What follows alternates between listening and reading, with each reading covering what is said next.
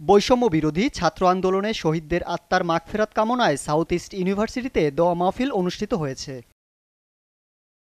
বৃহস্পতিবার বিকেলে রাজধানীর তেজগাঁওস্থ সাউথ ইস্ট ইউনিভার্সিটির মাল্টিপারপাস হলে দোয়া মাহফিলের আয়োজন করে বিশ্ববিদ্যালয় কর্তৃপক্ষ। দোয়া মাহফিলে সূচনা বক্তব্য রাখেন মাহফিল বাস্তবায়ন কমিটির আহ্বায়ক এবং সাউথ ইস্ট বিজনেস স্কুলের ডিন অধ্যাপক ডক্টর মোহাম্মদ সিরাজুল ইসলাম। দোয়া অনুষ্ঠানে বক্তব্য রাখেন বিশ্ববিদ্যালয়টির উপাচার্য অধ্যাপক ডক্টর ইউসুফ মাহবুবুল ইসলাম, উপ উপাচার্য অধ্যাপক ডক্টর এম মোজাম্মেল হোসেন। এছাড়া শহীদ শিক্ষার্থীদের পরিবারের সদস্যরা এবং সহপাঠীরা এ অনুষ্ঠানে স্মৃতিচারণ করেন। এ সময় দোয়া মাহফিলের প্রধান অতিথি South East University board of ট্রাস্টিজের চেয়ারম্যান অনুপস্থিত থাকায় তার পক্ষে লিখিত বক্তব্য পাঠ করেন বিশ্ববিদ্যালয়টির উপ উপাচার্য অধ্যাপক ডক্টর এম মোজাম্মেল হোসেন। আসসালামু আলাইকুম। বক্তব্যের শুরুতে শ্রদ্ধা এবং কৃতজ্ঞতার সাথে স্মরণ করতে চাই বৈষম্য বিরোধী ছাত্র আন্দোলনের সাথে সম্পৃক্ত সকল শহীদ এবং আহত ছাত্রছাত্রীর জনতাদের। দোয়া করে আল্লাহ সকল শহীদকে বেহেশত নসিব করুন। সকল শহীদ এবং আহতদের পরিবারের প্রতি আমার সর্বোচ্চ সহমর্মিতা প্রকাশ করছি। বিশেষভাবে স্মরণ করছি আমাদের 4 জন ছাত্রীর আত্মত্যাগ।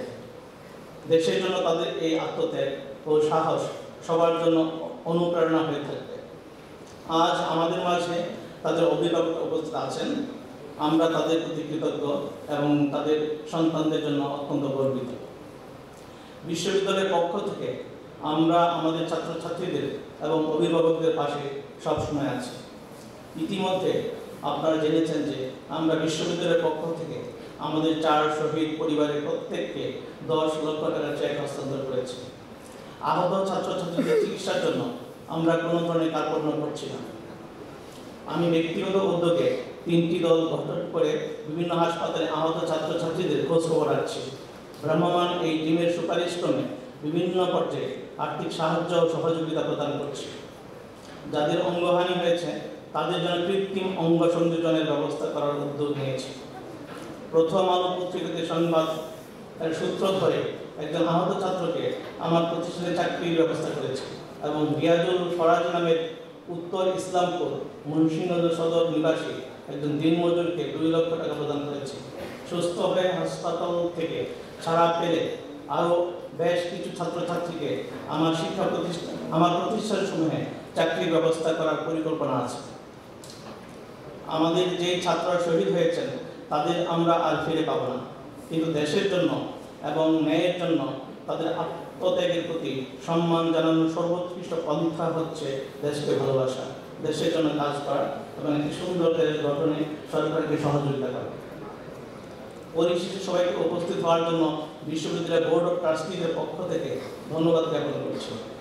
আমি আশা করব আমরা আমাদের প্রার্থনায় আমাদের শহীদ ছাত্রদেরকে সব সময় রাখবো, তাদের আত্মার মাগফিরাত কামনা করব এবং আল্লাহ যেন তাদেরকে শহীদের মর্যাদা দিয়ে বেহেশত নসিব করান সেই দোয়া করব। শহীদদের পরিবারকে যেন আল্লাহ তাআলা এই অবর্ণনীয় কষ্ট সহ্য করার মতো তৌফিক দান করেন। আল্লাহ হাফেজ। Rezaul Karim, chairman board of trustees, South East university.